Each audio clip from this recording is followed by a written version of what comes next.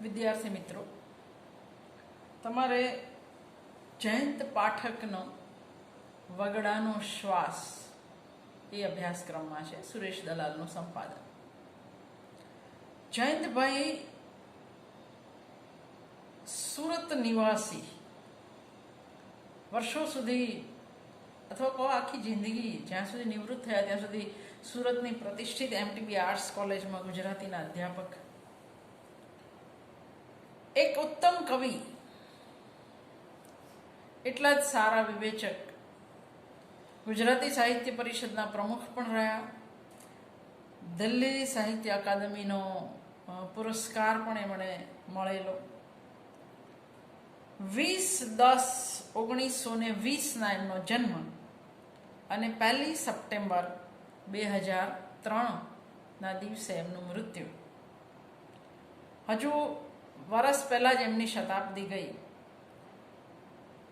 કવિ જયંત પાઠકે એક અતીત રાગી સ્મરણ કથા લખી, વનાંચલ, 1967માં. એવું કહેવાય છે કે વનાંચલ માટે લોકો એવું કહે છે અતીત રાગ છે એની અંદર જે ગત જીવન હતું એ ગત જીવનને આ સ્મરણ કથા દ્વારા કવિ ફરીથી જાણે કે જીવવા માંગતા હોય એવું લાગે. ગદ્ય દેહે વિચરતું કાવ્ય એવું પણ વનાંચલ માટે કહેવાયું છે. જયંતભાઈના મુખ્ય જાણીતા કાવ્ય સંગ્રહો મરમર 1954, સંકેત 1960, વિસ્મય 1963, સર્ગ 1969, અંતરિક્ષ 1975, અનુનય 1978. વગડાનો શ્વાસ એ એમના એક કાવ્યનું શીર્ષક છે અને સુરેશ દલાલ વગડાનો શ્વાસ નામે જયંત પાઠકની કવિતાનું એક સંપાદન કરે જે તમારા અભ્યાસક્રમમાં છે. જયંત પાઠક એટલે એક સ્વસ્થ સર્જનાત્મક અવાજ. આ અવાજમાં, આ કવિ અવાજમાં ગાંધી યુગની બુલંદી નથી, તે છતાં ગાંધી યુગ સાથેનું સૂક્ષ્મ અનુસંધાન સારો ભાવક પારખી શકે છે. આ કવિએ કવિતાને વિસ્મયની લીલા કીધી છે, પણ કવિતાનો જીવન સાથેનો નાતો જયંત પાઠકે કદી તૂટવા દીધો નથી. માનવ જાતમાં અખૂટ આશા અને શ્રદ્ધા ધરાવનાર આ કવિને પૃથ્વી બહુ ગમે છે. આ કવિનો મૂળભૂત આવેગ આરણ્યક વૃત્તિનો છે, કારણ કે પોતે આરણ્યકનું સંતાન છે, જનપદનું સંતાન છે. રાજગઢમાં, પંચમહાલ જિલ્લાના ગામમાં એમનો જન્મ. જનપદના આ સંતાન એવા કવિ મોટી ઉંમરે નગરવાસી થયા છે. વિસ્મયનો આ કવિ નગરથી નાસી જવા, સ્થળ અને કાળમાંથી ભાગી છૂટવા, દૂરના શૈશવને, જે શૈશવ તો સરી ગયું છે, અતીત બની ગયું છે, પણ એ શૈશવમાં નાસી જવાની કોશિશ કરે છે. અરણ્યવાસના આશ્રયે એ સ્મરણો દ્વારા જાય છે. અહીં એસ્કેપનો એટલે કે નાસી છૂટવાનો આર્તનાદ આપણે તીવ્ર સ્વરે સાંભળી શકીએ છીએ. વતનમાં શૈશવ દર્શન, સ્મૃતિ, વર્ષ સ્મરણ, વિદાય વગેરે કાવ્યોમાં આ પીડા જોઈ શકાય છે. સ્મૃતિમાં ઝૂરતા મનને એક ચીસ આપણને સંભળાય છે. બાગમાં ફૂલ જોઉં છું ને દૂર વનને પ્રાંત, મારે વતન વસતા સાંભળે છે એના સગાવાલા, મારા બાળપણના ભેરુઓ. આ બધા જ કાવ્યોમાં સ્મૃતિમૂલક આત્મીયતાનો અવાજ પ્રગટ થાય છે. તો ક્યારેક કવિ સંસ્કાર અને વન્યતા બંને આનંદનો સ્વીકાર પણ કરે છે. આનંદ છે સંસ્કારથી હું ધન્ય, આનંદ છે થોડો રહ્યો છું વન્ય. હા, કવિ સંસ્કારથી ધન્ય થવાની વાત કરે છે, પણ એ સંસ્કાર સંસ્કૃતિએ આપણને કેવા તો આવેગહીન, મૃતપ્રાય, જડ બનાવી દીધા છે. નગર સંસ્કૃતિની ક્લાંતિની કવિએ નોંધ લીધી છે. પ્રાણી બાગનો વાઘમાં વન્ય આવેગને સંસ્કૃતિના પિંજરમાં કેવો તો દીન બનાવીને એણે ત્યાં ચલાવવું પડે છે એવી લાચારી એમણે ત્યાં દર્શાવી છે. જયંત પાઠકની કવિતામાં પ્રકૃતિ સૌંદર્ય અને પ્રણય ભાવના તમને વિશેષ આલેખન જોવા મળશે. એમની પ્રારંભની રચનાઓમાં ગાંધીયુગીન જીવન ભાવનાનો અને પરંપરાગત રીતિની સૌંદર્ય અભિવ્યક્તિ મળે છે.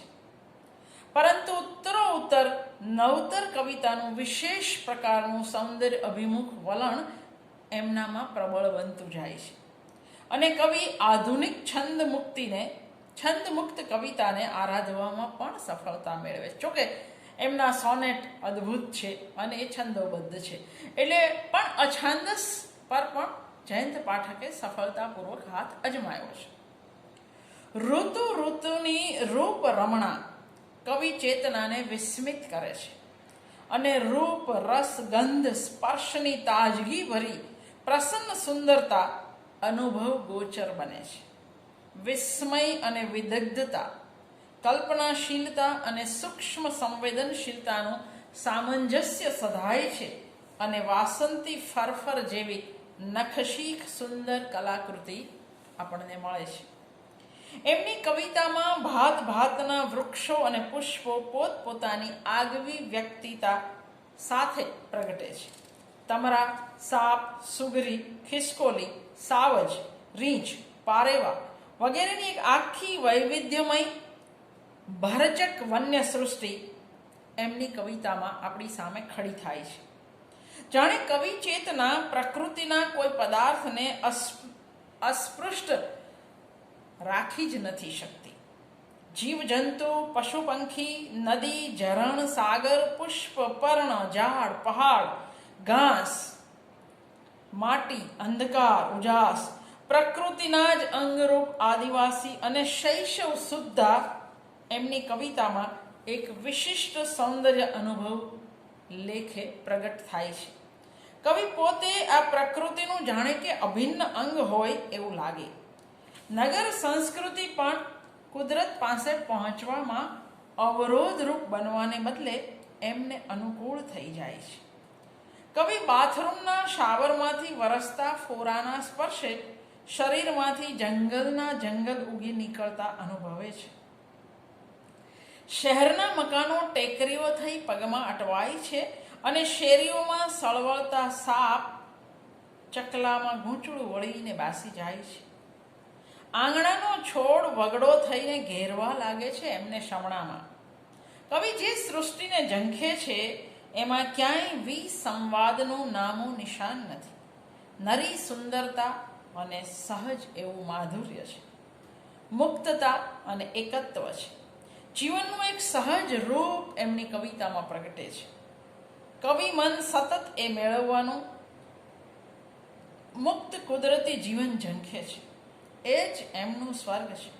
ત્યાં જ શૈશવ, બા ઉભરાતું યૌવન, ચીર વસંત, મત્સ્યકન્યા કે સમણાની પરીનો ત્યાં જ વાસ છે.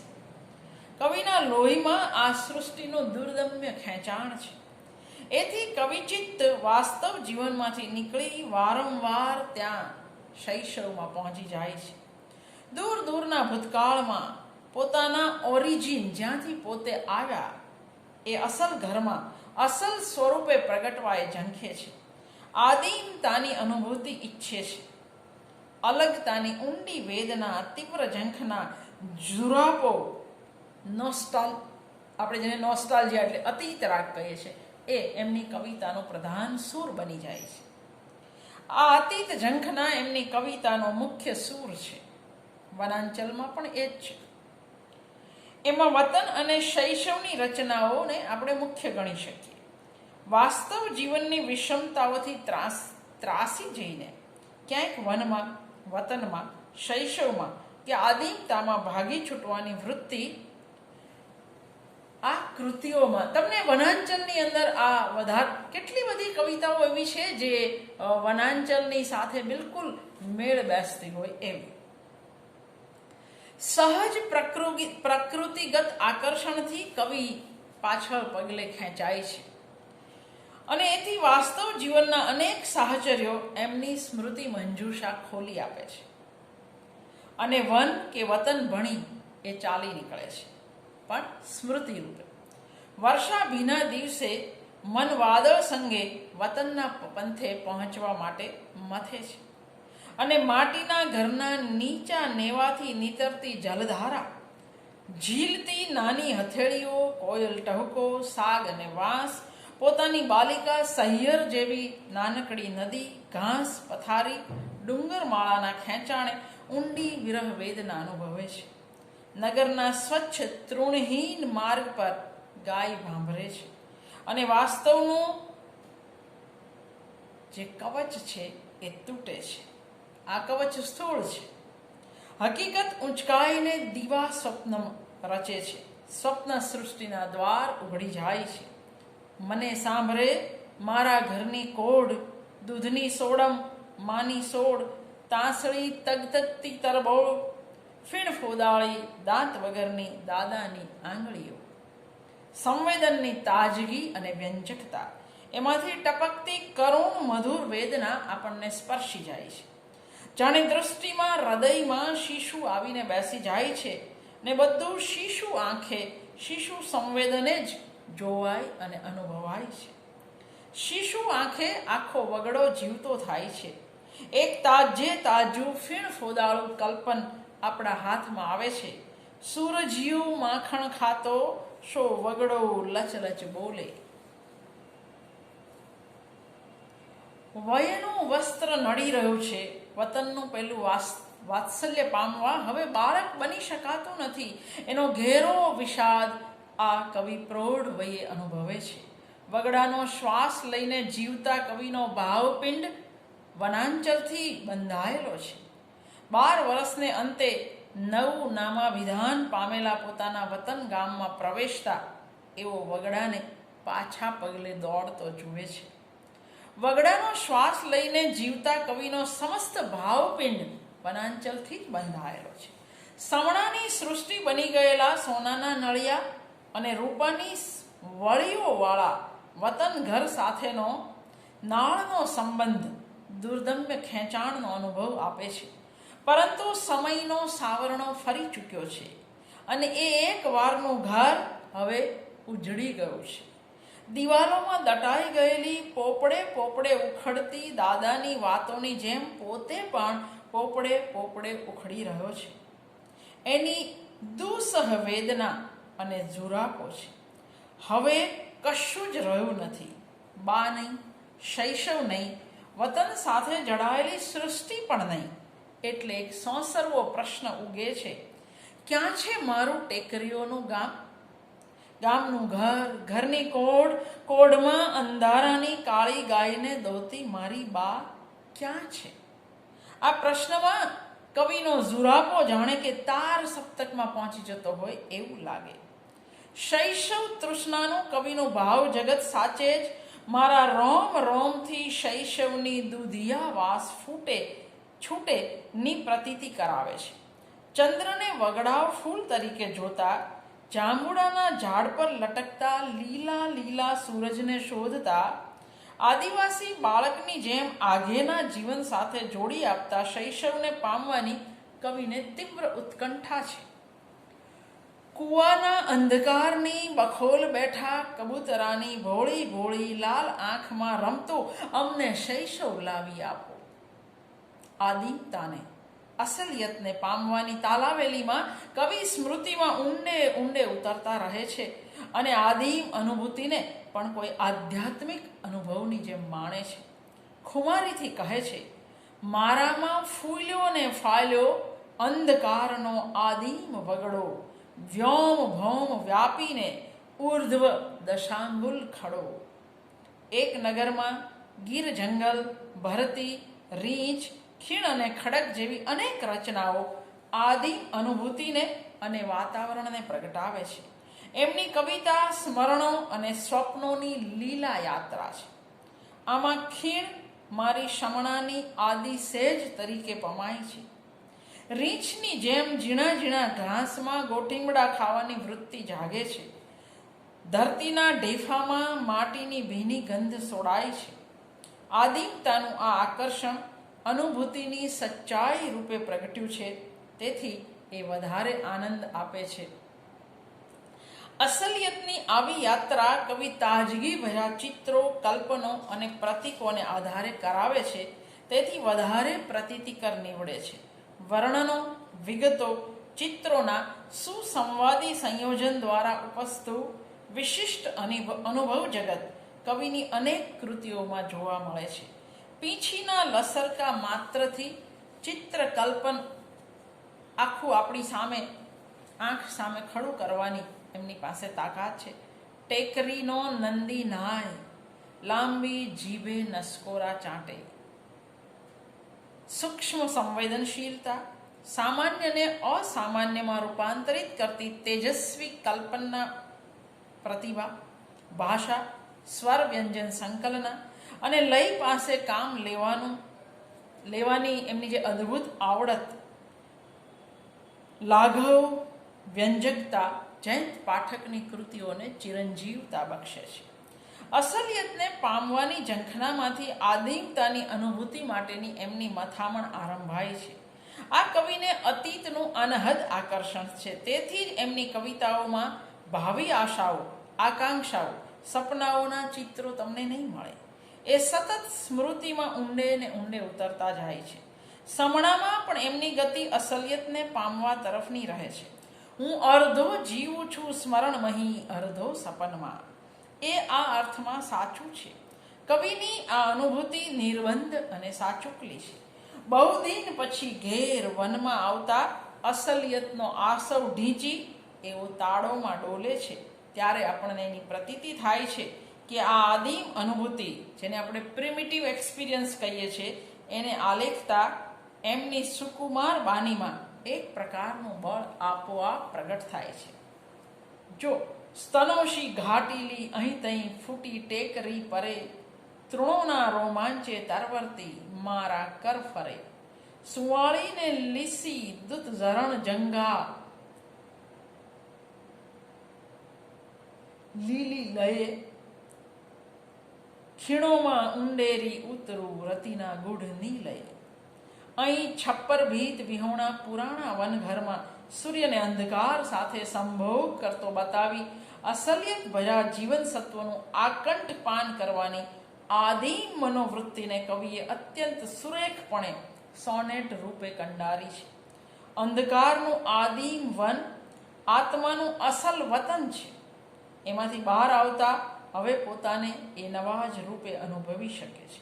હવે અંગે અંગમાં, અણે અણુમાં એ આદિમતાનો પ્રવેશ થઈ ગયો છે. નખની માટીમાંથી મળશે ધરબાયેલા અંધકારના બીજ. છાતી પર કાન મૂકીને સાંભળશો તો ફરતું મળશે ભૂખ છીકોટા મારતું કાળું કાળું રીંછ. કવિ પોતાનામાં આ આદિમ તત્વને કોઈ વિરાટ દૈવત્વની કક્ષાએ અનુભવે છે. જાણે આ અનુભૂતિ પણ કોઈ આધ્યાત્મિક અનુભૂતિ ન હોય. મારામાં ફૂલ્યો ને ફાલ્યો અંધકારનો આદિમ વગડો, વ્યોમ ભૌમ વ્યાપીને ઉર્ધ્વ દશાંગુલ ખડો. આ વન, વતન, શૈશવ અને આદિમતાનું આકર્ષણ કવિમાં એક વળગણ લેખે નહીં, અનુભૂતિની સચ્ચાઈ રૂપે પ્રગટતું જણાય છે. કવિએ થોડો રહ્યો છું વન્ય નો કવિને આનંદ છે.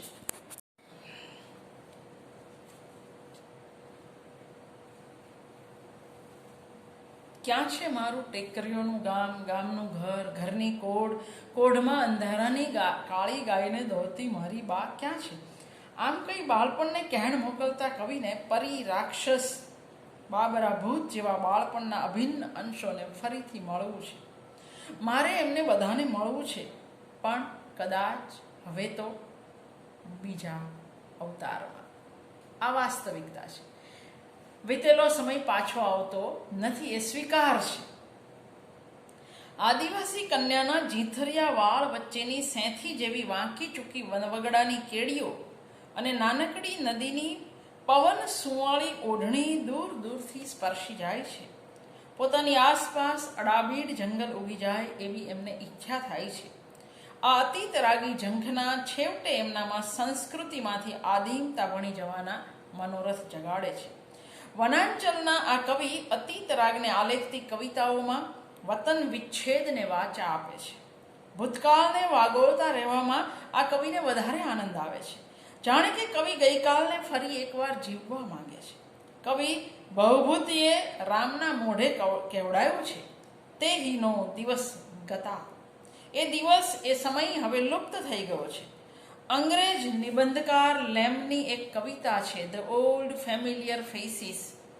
એની અંદર કવિ લેમ્બ કહે છે, all are gone, the old familiar faces. આ સરળ લાગતી પંક્તિમાં વેદના અને વ્યથાની એક ચીસ છુપાયેલી છે. આ કવિની અતીત રાગી કવિતામાં આવી જ વેદનાની ઊંડે સુધી સ્પર્શી જનારી ચીસ નહીં, પણ એક ટીસ સંભળાય છે. પરિવર્તન એ જીવન અને જગતનો સ્વાભાવિક ક્રમ છે. એ જીવનનો અનિવાર્ય અને અટલ એવો નિયમ છે. કવિનું ગામ ગોઠ પણ આધુનિક વિકાસની દોટમાં ઝડપાઈ ગયું અને જોત જોતામાં ખલાસ પણ થઈ ગયું. પાછળ રહી ગયું માત્ર ગામનું નામ અને એની સાથે જોડાયેલી બાળપણની સ્મૃતિઓ. આપણા સમયની અનિવાર્ય એવી આ નિયતિ છે, જેને કોઈ ધારે તો પણ રોકી ન શકે. પણ સર્જક પોતાની સ્મૃતિના આધારે એ નાશવંત ચીજને, વહી ગયેલા સમયગાળાને ફરી એકવાર જીવંત કરી શકે છે. ફૂંકી ફૂંકીને અંગારાને જીવતા કરે એમ આ કવિ સ્મૃતિને ફૂંકી ફૂંકી ફરી ફરી જગાડે છે. એમની સર્જક ચેતના અતીત રાગે વારે વારે ઝંકૃત થઈ ઉઠે છે અને એમાં માનવ સૃષ્ટિ જેટલું જ વન્ય સૃષ્ટિનું પણ મહત્વ છે.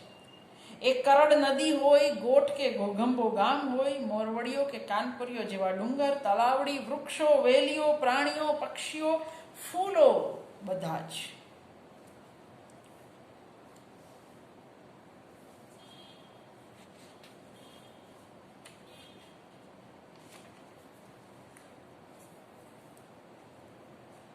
જયંત પાઠક વિશે એમના એક કાવ્ય સંગ્રહના નામના આધારે કેવું હોય તો કહી શકાય કે આ કવિ એ વિસ્મયના કવિ છે. વિસ્મય એમના કાવ્ય સંગ્રહનું નામ પણ છે. મરમર, સર્ગ, આ બધા એમના કાવ્ય સંગ્રહના નામ છે. સર્ગના પ્રથમ કાવ્યની એક પંક્તિ પણ ઘૂંટી ઘૂંટીને આ જ પરિચય આપે છે. ઉઘાડી આંખોમાં તગતગ થતો વિસ્મય રસ. કવિની વિસ્મય લીલા કેટલી પંક્તિઓ દ્વારા એમના કાવ્ય વિશ્વમાં આપણી સામે આવે છે. જયંત પાઠકની કવિતામાં ઉત્તરોત્તર એક સૂક્ષ્મ વળાંક અને વિકાસ દેખાય છે. કવિતાની પરંપરાને આ કવિએ હળવેકથી ખંખેરી નાખી છે. આરંભગાળાની કવિતામાં લાગણી અને વિચારનો શાબ્દિક તર્જુમો થતો હોય, તર્જુમો એટલે અનુવાદ, એવી છાપ પડે. પણ વનાંચલ સ્મૃતિ કથાના આલેખનોથી જાણે કે ચમત્કાર થયો હોય એમ એ ગાળાની અને એ પછીની કવિતાનો અવાજ સાવ નોખો, સાવ અનોખો છે. એટલી હદે કે વનાંચલના નેપથ્ય વગર જો જયંત પાઠકની કવિતાને તમે માણવા જાઓ તો કવિની કવિતાનો આસ્વાદ તમારો અધૂરો રહેશે. સંસ્કૃત શબ્દપ્રયોગો, અનુકરણમાંથી જન્મેલું છંદોનું છીછરાપણું, લપટા પડી ગયેલા લય, ચીલાચાલુ કલ્પનો, આ બધું હવે એમનામાંથી નીકળી ગયું છે. કવિતા બાહ્ય પરિવેશને છોડીને અંતર્મુખ થતી ગઈ છે. ભાષાની સાહજિક અભિવ્યક્તિ પછીથી સહજ બની છે. દરેક કવિને પોતાનો એક આગવો ખૂણો હોય. જયંત પાઠક માટે એવો આગવો ખૂણો છે એમનો વતન પ્રેમ. જન્મભૂમિની આ પ્રીતિ એમના પ્રત્યેક ઉદ્ગારમાં આપણને દેખાય છે. આ કવિને સાંપ્રતનું અનુસંધાન વિગતમાં મળી રહે છે. વિગત એટલે ભૂતકાળ. વરસ નીચે વરસ ખોદતો જાઉં છું, ઉતરતો જાઉં છું અતીતના પાતાળ પાણીમાં. માણસ સાંપ્રતથી બચવા કે ભાગવા માટે ભૂતકાળમાં સરવાની કોશિશ કરે એ હકીકત છે. પણ મૂળ પ્રશ્ન પહેલો છે, you can't go your home again. Mike વુડની આ પંક્તિ છે. તમે એના એ ઘરે ફરી પાછા કદી જઈ શકતા નથી. એમાં તો એક જ રસ્તો છે જવાનો, અને એ છે તમારી સ્મૃતિઓ. આ ભૂતકાળ ક્યારેક સાંપ્રત હતો, પણ હવે એ કેવળ સ્મૃતિ શેષ રહ્યો છે. જયંત પાઠકની કવિતા આ સ્મૃતિના વારસાની કવિતા છે. ગત વર્ષોની, ગત સમયની સ્મૃતિની કવિતા છે. તે હિનો દિવસ ગતાહાની કવિતા છે. એમણે લખ્યું પણ છે, હું અર્ધો જીવું છું સ્મરણમહી, અર્ધો સપનમાં. કવિના કેટલા બધા કલ્પનો આ ગત કાળની શૈશવની સ્મૃતિની ભેટ રૂપે છે. જયંત પાઠકમાં વસ્ત્ર વયનું ફેંકી દેવાની એક તીવ્ર ઝંખના છે. એ સતત શૈશવને શોધે છે, ખોવાઈ ગયેલા પેલા બાળકને શોધે છે અને ફરી ફરી સ્મૃતિ દ્વારા એક પિંડ ઘડી આપે છે. આ વસ્ત્ર ક્યારેક આવરણ થઈને નડ્યા કરે છે. એના કારણે સર્જાતી મુશ્કેલીઓને અતિક્રમીને કવિ જ્યારે કહેવાતા સભ્ય જગતમાંથી, સભ્ય ઘરમાંથી વનમાં પ્રવેશે છે, ત્યારે સાચા અર્થમાં પોતાનો ગૃહ પ્રવેશ થયો હોય એવો એમને આનંદ થાય છે. થોડો વગડાનો શ્વાસ મારા શ્વાસમાં એ ગીત જયંત પાઠકની કવિતાનો સ્વપરિચય છે. એમની કવિતાની આત્મકથા કેવી હોય તો પણ આ ગીતને કહી શકાય. અહીં આખું વનાંચલ જાણે કે ગીતમાં ઉતરી આવ્યું છે. જેમ શ્વાસમાં થોડોક વગડાનો શ્વાસ ભળ્યો છે, તેમ નખમાં થોડી ભરાઈ રહી છે માટી. એમ કઈ કવિ અસંસ્કૃતને, આદિમને ઝંખે છે. વરસાદના ફોરામાં કવિ ગામનો, સીમનો, ફળિયાના લીમડાનો સાક્ષાત્કાર કરે છે. શ્વાસમાં થોડો વગડાનો શ્વાસ ભળ્યો છે એ એકરારમાં કવિ સહજ સંયમ છે. થોડો કહીને કવિએ સત્ય અને ઔચિત્ય બેઉ જાળવી લીધા છે. કવિની અકળામણ અને વહી ગયેલા સમય માટેની એ શૈશવી સૃષ્ટિ માટેની ઝંખના ક્યારેક તીવ્ર ચિત્કારથી પ્રગટે છે. ક્યાં છે મારા ખેતર ખૂણાના કૂવામાં કબૂતરાની પાંખો પર સૂતેલો ભોળો ભોળો અંધકાર?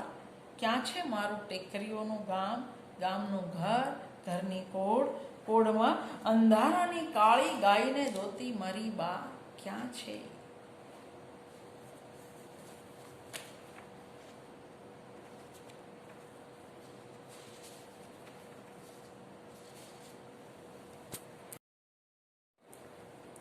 જયંત પાઠકના કાવ્યોમાં અતીત રાગની કવિતા પછી જો કોઈનો નંબર આવતો હોય તે પ્રણય કાવ્યો છે. એમના પ્રણય કાવ્યોમાં મુગ્ધતા, આર્જવ અને આર્દ્રતા છે. ક્યારેક ખિન્નતા પણ દેખાય છે. વય જીર્ણ હૃદય હવે કાલાતીત પ્રેમમાં ઉત્સાહી નથી. એ ખિન્ન વાણી જૂના પત્રો ફાડતામાં બરાબર નિરૂપાય છે. જો કે આ કવિ ગાંધીયુગના કવિની જેમ ઉત્સાહથી પ્રેમના લક્ષણો બાંધે છે ખરો, છતાં આસ્વાદ્ય કવિતા તો પ્રણય વૈફલ્યની જ છે. એમની પ્રણય કવિતામાં મિલનનો આનંદ, પ્રણયની સભરતા, વિરહની વેદના, પ્રાપ્તિની ઝંખના જેવા ભાવો પ્રગટ્યા છે. વિરહ ભાવનું આલેખન મુખ્યત્વે શિખરણી છંદમાં થયું છે. સ્નેહનું ભીનું સમયવન નાયકને અર્ધ સ્મરણ, અર્ધ સ્વપ્નના કોઈ અપૂર્વ રોમાંચના પ્રદેશમાં લઈ જાય છે અને મનનો આખો કોષ મગમગી ઉઠે છે.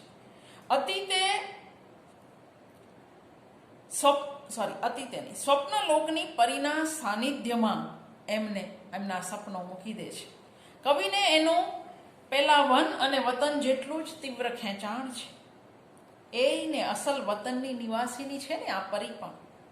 એમના પ્રણય ઉપચારમાં કલ્પના અને અભિવ્યક્તિની તાજગી જોવા મળે છે. પ્રિયાને ખાતર નાયક આભની ઊંચેરી ડાળેથી સૂરજનું ફૂલ ઉતારી લાવે છે અને સાથ પાતાળી વાવડીમાં કોપરિયું પાણી ભરી લાવે છે. પથને અંતે અને જીવી ગયો હોત એમની પ્રણય ઝંખનાના ચિરંજીવ કાવ્યો છે.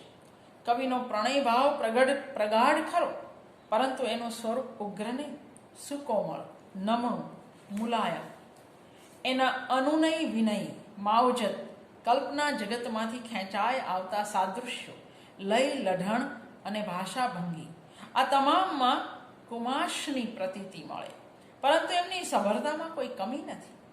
રાજેન્દ્ર શાહમાં છે તેવા ઇન્દ્રિય રાગ ભરપૂર કલ્પનો જયંત પાઠકની કવિતામાં પણ તમને મળે.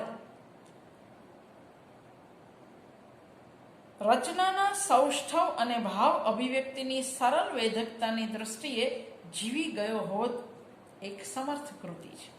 જીવન પથ પર એકલતાને માર્ગે મરણ ભણી ધસતા નાયકની અસમ્ય પ્રણય તૃષા એમાં નરી નિખાલસતાથી વ્યક્ત થઈ છે.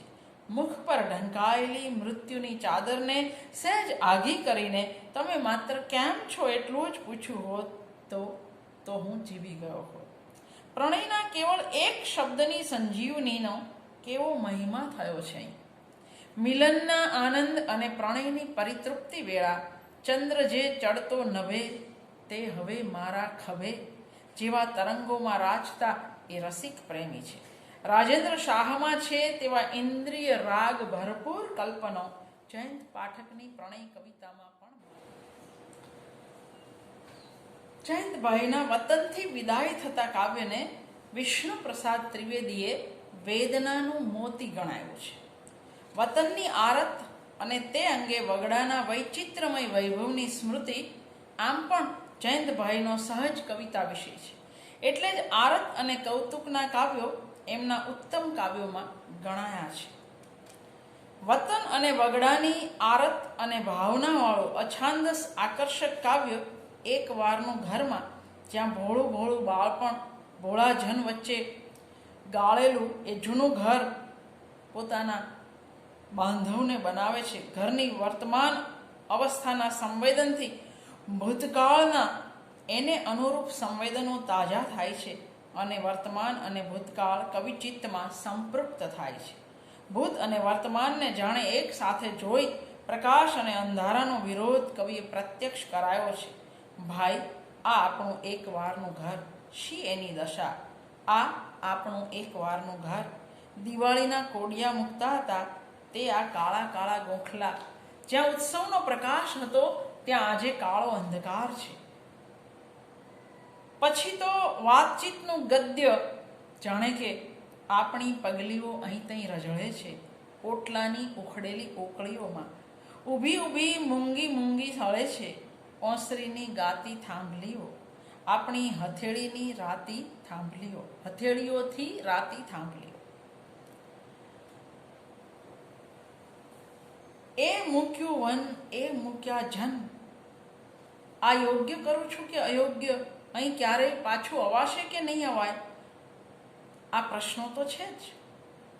આશંકા છે અને પરિણામે વિષાદ પણ છે.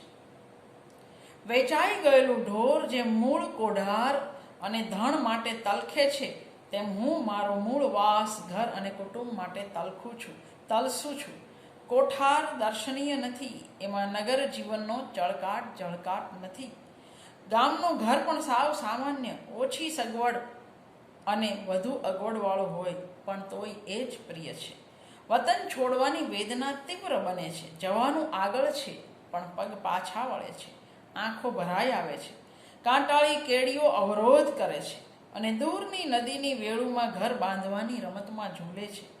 ભૂતકાળનો હૃદયબંધ કોઈને કોઈ નિમિત્તે અહીં વારે છે. આઘે વેકુરશી નદીની હજીએ આ આંગળીઓ રમે. અષ્ટક પૂરું થાય, ચાલો જીવ, જવાનું આગળ. ઊભા નથી રહેવાનું, પાછળ નથી જઈ શકાવાનું. જીવ પર ઝુલમ કરીને પણ પગ તો આગળ જ ઉપાડવાના છે. કવિતા કહો તો કવિતા અને કસબ કહો તો કસબ. ચાલો જીવમાં એક નિસાસો આપણને સંભળાય છે. જવાનું આગળ, એમાં બીજો નિસાસો વર્તાય છે. પણ વિકલ્પનો તો કોઈ અવકાશ જ નથી. જીવનનું સત્ય અચળ છે. નહીં આ કાળના વહેણમાં પાછા ઉપરવાસ શક્ય વહેવું. આ નિયતિ છે. કડવી કે કષ્ટપ્રદ લાગે તોય આ જ જીવન યાત્રા છે.